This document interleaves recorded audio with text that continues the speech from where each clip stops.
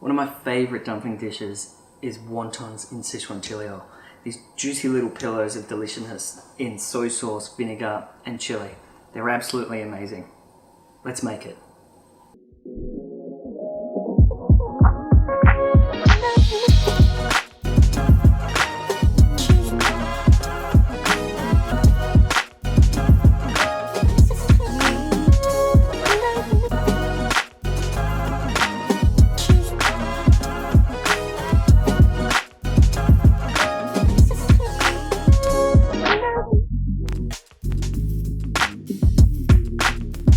Now we will be making wontons today, and even though it sounds hard, it's actually quite easy.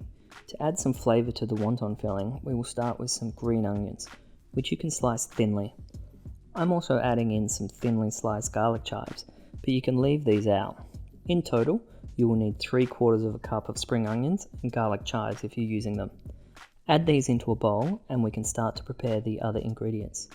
Peel some ginger, and the best way I've found is to use a teaspoon. Just scrape the ginger and the skin will come straight off. Once it's peeled, grate the ginger so you have 2 tablespoons and add that to the bowl. You'll need 500 grams of pork mince. Now I'm being a bit fancy and mincing my own, however, you can totally use mince from your butcher. I have some pork shoulder here, and if it comes with the skin on, you'll have to remove that. Just slice your knife down to the skin and then run your knife along the skin until the meat has been separated. You can discard the skin or put it into the oven in a saucepan to render the fat out, which you can save in your fridge for some other recipes. Cut the pork into equal sized cubes that will fit into the tube of your mincer. To keep the fat intact while mincing, you will want to freeze the cubed meat for about 30 minutes before mincing. Assemble the mincing attachment and fit it onto your mixer. Turn it on to a medium speed and start to process the meat until you're finished. Add your mince to the bowl with the herbs and ginger. Now I've got a few tips here to keeping the filling light and silky. Add in 1/2 cup of chicken stock. You can use water here, but it's good to add in a little bit of extra flavour when you can. 2 teaspoons of salt and 4 teaspoons of cornstarch. The cornstarch will bind with the stock and create a smooth, silky texture. Now add in 2 eggs, 1 tablespoon of Shaoxing wine or Chinese cooking wine, and 1/2 teaspoon of white pepper. You want to mix this vigorously, which can be done by hand using some chopsticks or a spatula.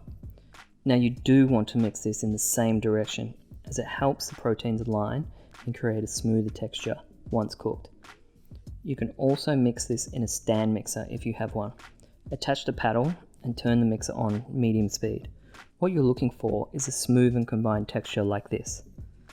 Now it's time to fold our wontons, and I find it easier to use a butter knife instead of a teaspoon. Take a little bit of your mixture and place it in the corner of your wrapper. Fold it over and keep rolling until you're about 3/4. Now press the ends to seal, add a small amount of water on one edge and bring the 2 sides together and press firmly. Place this onto a tray dusted with cornstarch so they don't stick.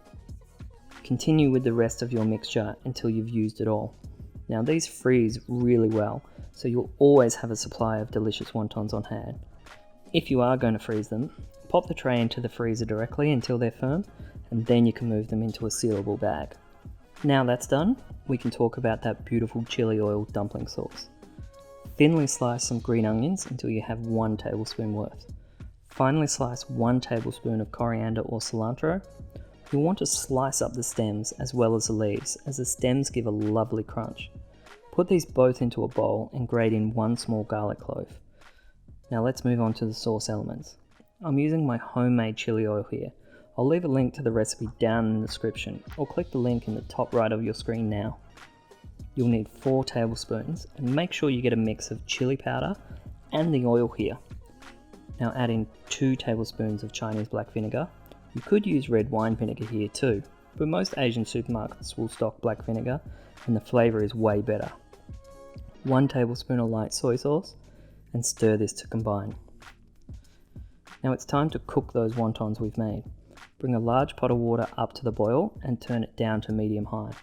You want the water simmering, but not rapidly boiling, as the wrappers are pretty delicate and you don't want them to burst open. Add as many wontons as your cravings desire.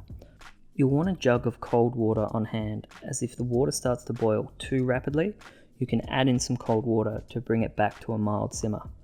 Give these guys about 5 to 7 minutes if they're fresh, or 10 to 12 minutes if they're frozen. A good way to see if they're done is if they float on their own. Drain these off and plate them up. Add 1 tablespoon of the cooking water to the sauce you made earlier, and generously spoon it over these little morsels of deliciousness. You can finish this off with a sprinkle of sesame seeds.